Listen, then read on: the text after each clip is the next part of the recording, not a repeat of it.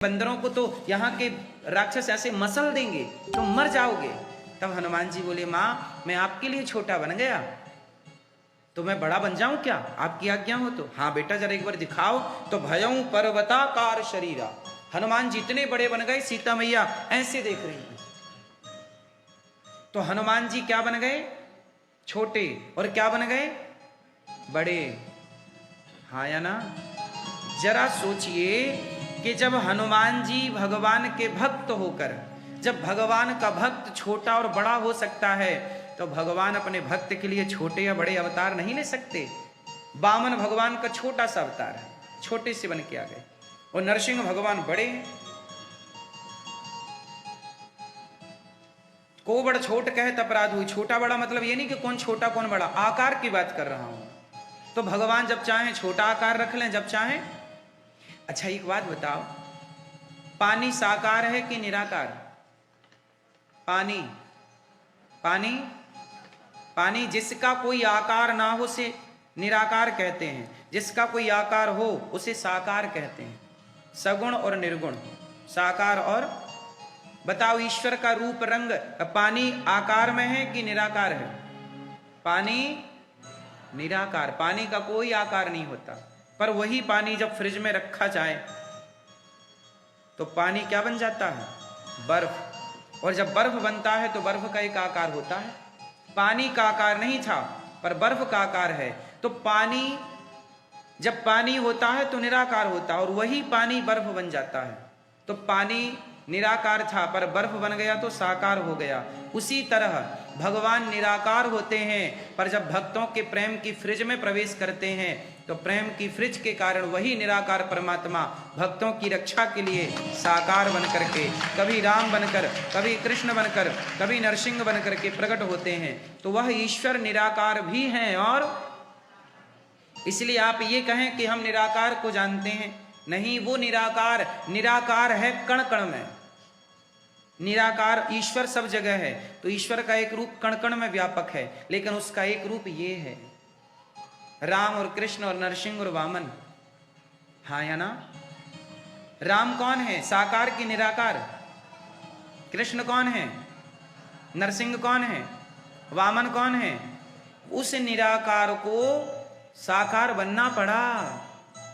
अब आप कहो कि परमात्मा तो निराकार है, वो साकार कैसे हो सकता है? अरे भाई, हम जिस परमात्मा की पूजा करते हैं, हमारा परमात्मा पावरफुल है, इतना पावरफुल जिसने चींटी बनाई, जिसने हाथी बनाया, और चींटी और हाथी की आकृति देखो कितनी अलग अलग है। चींटी जरा सी और हाथी इतना विशाल, लेकिन दोनों के भीतर सेम आत्मा है। जो आत्मा चींटी के अंदर है उतने ही साइज की आत्मा हाथी के अंदर है। हाथी के अंदर भी वही आत्मा काम कर रही है जो आत्मा चींटी के अंदर काम कर रही है। हाँ या नहीं? ऐसे यशोदा मैया को छोड़कर चले गए तो यशोदा मैया उस पल को याद करती हैं जब वो अपनी गोद में बिठा के उन्हें खिलाया करती थी, उन्हें वो कपड़े पहनाया करती थी।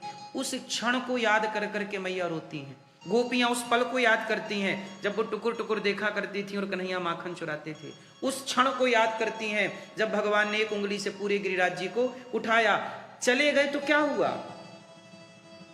अच्छा एक बात बताओ, आप सब चले जाओगे, कथा पूरी हो जाएगी, लेकिन हमने और आपने यहां बैठकर जो कथा सुनी, क्या ये पल, ये मिलन, क्या इसे आप निकाल पाओगे?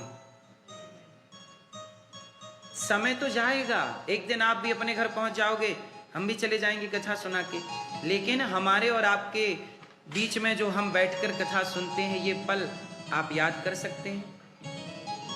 हाँ या ना। तो भगवान के दर्शन ऐसे करो कि भगवान के संग एक मिनट भी गुजारा है तो वो एक मिनट भीतर ऐसे चला जाए कि उसी एक मिनट का चिंतन होता रहे, और बार बार वही चिंतन हो, बार बार वही छवि मन में प्रकट हो भगवान की। यही ना दर्शन है। तो ध्रुव जी महाराज गए कि माँ का मैं तो मैं सौभाग्यवती तो तब रहूंगी ना जब आप मेरे पति को छोड़ेंगे। आप मेरे पतियों को मारने के लिए प्रतिज्ञा कर चुके हैं, तो जब आप मेरे पतियों को मार डालेंगे तो मेरा सुहाग तो आप ही उजाड़ देंगे, और जब आप उजाड़ देंगे तो आप ही मुझे वरदान दे रहे हैं कि तुम सौभाग्यवती रहो। मैं कैसे सौभाग्यवती रहूं पितामह? जब पितामह ने देखा कि ये तो द्रौपदी है, और मैंने वरदान दे दिया कि सुहागन और सौभाग्यवती रहो। पितामह बोले द्रौपदी यहाँ तुम अकेली नहीं आई हो, तुम्हें कोई लाया है। बाहर निकल कर देखा तो श्री कृष्ण द्वार पर चप्पल लेकर के द्रौपदी की चरण पादुका लेकर खड़े थे। पितामह बोले प्रभु ये किसकी चरण पादुका है? द्वार पर चप्पल लेकर के द्रौपदी की चरण पादुका लेकर खड़े थे। पितामह बोले प्रभु ये किसकी चरण पादुका है? भगवान बोले द्रौपदी की चरण पादुका। तो आप क्यों लेकर खड़े हैं? भगवान बोले कि मैं इसलिए लेकर खड़ा हूं क्योंकि मेरे भक्त पर संकट है। कौन सा संकट? बोले आप मेरे भक्तों को कल मारने की प्रतिज्ञा ले चुके हैं। पितामह बोले कि कृष्ण जिनके रक्षक आप हो उन्हें मेरे जैसे 1000 पितामह भी क्या मारेंगे जब आप उनके रक्षक हैं। पितामह बोले प्रभु कल मैं मारूंगा नहीं, कल मैं अंतिम युद्ध लड़ूंगा। और कल का युद्ध वही था जब अर्जुन के रथ में शिखंडी बैठे और बाणों की बरसात जब पितामह ने की तो भगवान ने रथ का पहिया उठा लिया और पितामह ने प्रभु को देख करके कि आपने मेरी प्रतिज्ञा रखने के लिए अपनी प्रतिज्ञा छोड़ दी, अस्त्र शस्त्र छोड़ दिए। अर्जुन ने बाण चलाना शुरू किया और पितामह का पूरा शरीर छलनी हो गया, बाणों की सैया प्राप्त हो गई। ये बात मैं आपको केवल इसलिए बता रहा हूं कि जब भगवान पर भरोसा पूरा होगा तो आपका कोई भी बाल भी वांका नहीं कर सकता। बात समझ में आई? हाँ या ना? इसलिए भगवान श्री कृष्ण आपके हैं, उनके अतिरिक्त कोई आपका नहीं है, उनके सिवा कौन आपका हो सकता है? जैसे द्रौपदी को पूरा भरोसा था, आप भी पूरा भरोसा रखिए और भरोसा रख के क्या करिए? चिंता। आप क्या बोल रहे हैं? हमें टेंशन है, चिंताएं हैं। चिंता क्यों है? चलो ये बताओ, आपके चाहे सोचे कुछ होता है? आपका सोचा क्या होता है? बोलो मेरी माँ। हिसाब से बात करें। संतों को अब बोलने के लिए ये मीडिया के लोगों से सर्टिफिकेट लेना पड़ेगा क्या? ये बताएंगे कि आप किस विषय में बोलें और किस विषय में ना बोलें। जो कुछ मीडिया खुलेआम दिन रात गुटके का प्रचार किए जा रहा है,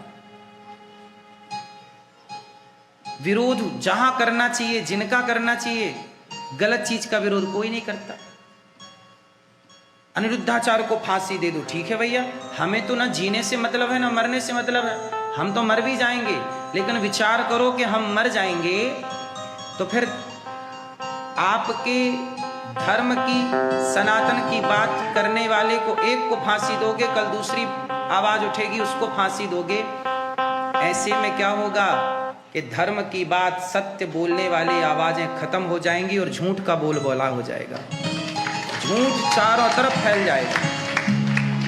क्योंकि धर्म की आवाज को तो आप फांसी दे रहे हैं, सत्य बोलने वाले को क्या दे रहे हैं? फांसी दे दो, हमें कोई ऐतराज नहीं है, बिल्कुल फांसी दो। मेरी तो बस ये प्रार्थना है कि आप लोग भीष्म पितामह की तरह चुप्पी न साधी रहिए, भीष्म पितामह की तरह। क्योंकि जब जब पितामह जैसे लोग चुप हुए हैं तब तब समाज में महाभारत हुआ है।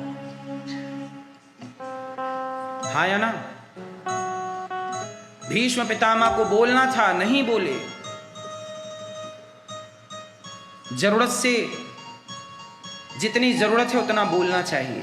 पितामह का ना बोलना ही महाभारत खड़ा करना है। ध्रुव जी तपस्या कर रहे हैं और ध्रुव जी को भगवान ने दर्शन दिया, पुत्र। 6 महीने 5 महीने पूरे हो गए और 5 माह में ध्रुव जी को भगवान ने प्रकट होकर के वरदान दिया कि पुत्र क्या चाहिए?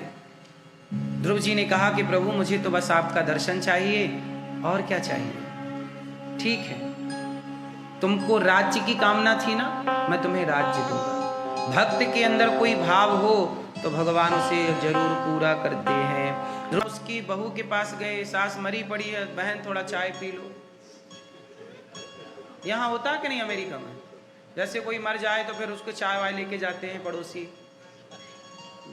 लोग जाते हैं ना चाय वाय लेके। यहाँ नहीं आते? आते हैं, आते हैं। भारत में तो आते हैं ना चाय वाय लेके, पड़ोसी बेचारे अपना धर्म निभाते हैं। यहाँ भी लेते हैं? खाना भी लाते हैं? अच्छा, थोड़ा रो कम, चलो पहले खा लो।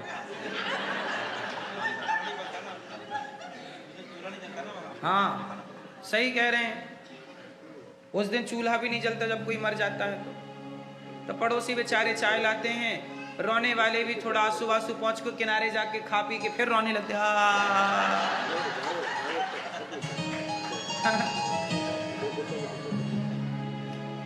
तो लोगों को इससे कोई फर्क नहीं पड़ता कि आप जिंदा हैं कि मर गए, बस लोगों को तो बस अपना काम करना है, इसलिए फर्क पड़ेगा सिर्फ आपको। बोलो हाँ कि ना? आपका ही बिगड़ना है।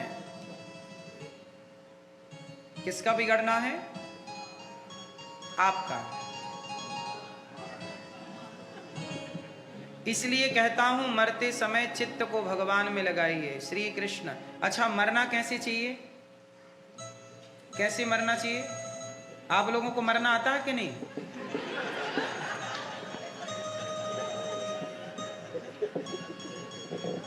सच्चाई है ये, मरना भी सीख लो। मरना तो पड़ेगा, जीना सीख लिया कि नहीं, फिर मरना भी सीख लो।